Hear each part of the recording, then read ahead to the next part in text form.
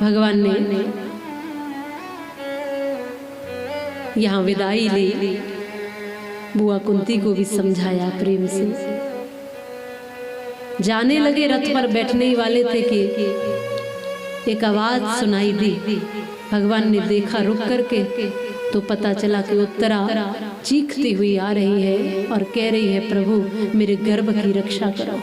ये उत्तरा कौन है? अभिमन्यु की पत्नी है, जिसके गर्भ में अभिमन्यु का बालक है।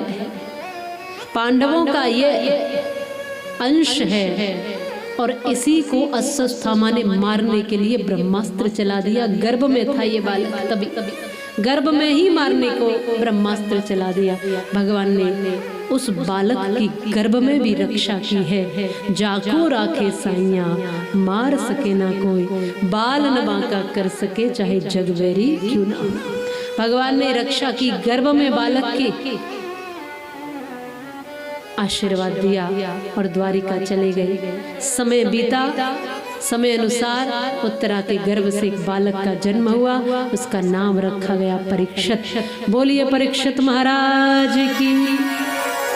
और परीक्षित धीरे धीरे बड़े होने लगे। उनका लालन पालन बहुत व्यवस्थित किया है। धार्मिक बालक है, धर्म को धारण करने वाला। समय बीता,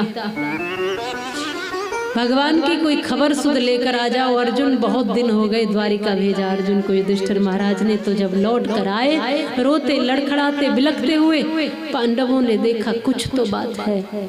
अर्जुन ने कहा कि प्रभु द्वारिकाधीश इस दुनिया से छोड़कर हमें चले गए, हमेशा के लिए चले गए।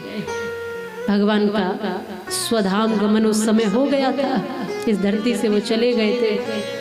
तब सारे पांडव ऐसा लगा कि निराश्रित हो गए हैं। तब सबको वैराग्य हुआ और परीक्षित जी को राज्य देकर सबके सब पांडव वैरागी होकर के भगवान में विलीन हुए। परीक्षित जी ने राज्यभार संभाला और राज्य व्यवस्था को बहुत व्यवस्थित सुंदर ढंग से देखा है। धर्म का राज्य किया है, धर्म की स्थापना की है। धर्म की दुंदुबी बाजती थी उनके राज्य में, पर एक चूक उनसे भी हो गई, संत का अपमान। मरा हुआ सर्प शमीक मुनि के गले में इन्होंने डाल दिया भूल बस। सोचा था कि कोई ऐसे ही साधु होगा, नकली साधु, आंखें बंद करके बैठ गया है मुझे देख करके, इसलिए बैठ गया है कि ये साधु आए हैं तो कहीं सम्मान करना पड़ेगा।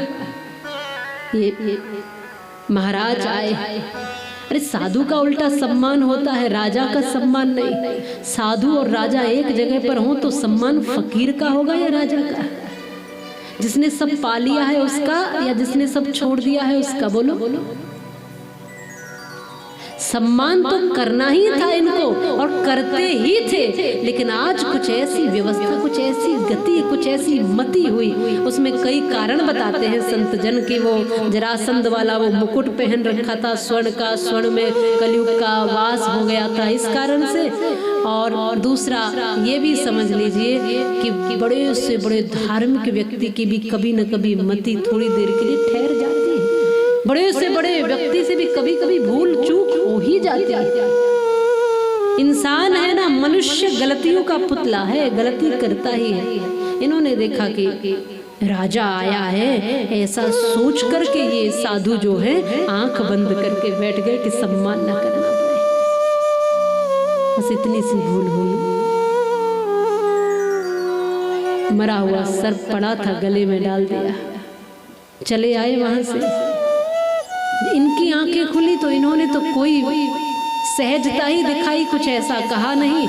लेकिन इनके पुत्र को पता चला शमीक मुनि के मेरे पिता का अपमान किया है, श्राप दे दिया जिसने मेरे पिता का ये अपमान किया है, 7वें दिन तक्षक नाग डसेगा। मरा सर्प गले में डालकर मेरे पिता का अपमान किया है, उस सर्प के द्वारा ही इसकी मृत्यु होगी। यह बात साधु महाराज ने राजा तक पहुंचाई। परीक्षित जी को जब ये पता चला, भूल का एहसास भी हुआ। मैंने भूल तो की है, असली को नकली समझ लिया और दोनों में ही गड़बड़ है, याद रखना। नकली को असली समझोगे तो भी गड़बड़ है, और असली को नकली समझ लिया तो भी गड़बड़ है। इसलिए वही समझो जो हो। और आप कहोगे कैसे समझे, तो थोड़ा सा सानिध्य में रहकर देख ले, थोड़े टाइम में ही पता चल जाए। आपके जीवन में कुछ अच्छाइयाँ अगर उस सानिध्य से आती हों तो समझना कि बात अच्छी है। यहाँ पर कुछ और वहाँ किसी के पास बैठकर आप ही भांग पिए जा रहे हैं, आप ही धतूरा खाए जा रहे हो, और बैठ कर के आप ही चिलम लगाए जा रहे हैं, और बैठ कर के आप ही शराब आदि मांसाहार तमाम किए जा रहे हो, और फिर कह रहे हैं जी हम भक्ति कर रहे हैं उसके नाम पर, तो समझना कुछ गड़बड़ है। इसलिए परीक्षण साधुओं का तो कर ही नहीं सकते, परीक्षण अपना कर सकते हैं कि हम में परिवर्तन आया। जैसे कथा में बैठकर यदि कुछ जीवन में अच्छा भाव बन रहा है तो समझना कि ये स्थान अच्छा है, तभी तो पता चलेगा। तो अपने से अपनी केवल परीक्षा लीजिए, किसी और की नहीं। आज इन्होंने परीक्षित जी ने देखा कि समय वो आ गया जब मुझे सब कुछ छोड़ करके समर्पित होना चाहिए। तो इन्होंने भी अपने पुत्र जन्मेजय आदि को राज्य दिया। राज्य इनके समय में बहुत बड़े लंबे समय तक चला था, परीक्षित जी के समय में। फिर जन्मेजय इनके पुत्र को दे दिया और खुद वैरागी होकर सुखदेव जी का आह्वान करके सुखदेव जी के श्री चरणों में बैठकर 7 दिन की श्रीमद् भागवत कथा को श्रवण करते हैं। बोलिए भागवत महापुराण की, श्री सुखदेव जी महाराज की, राजा परीक्षित जी महाराज की जय हो।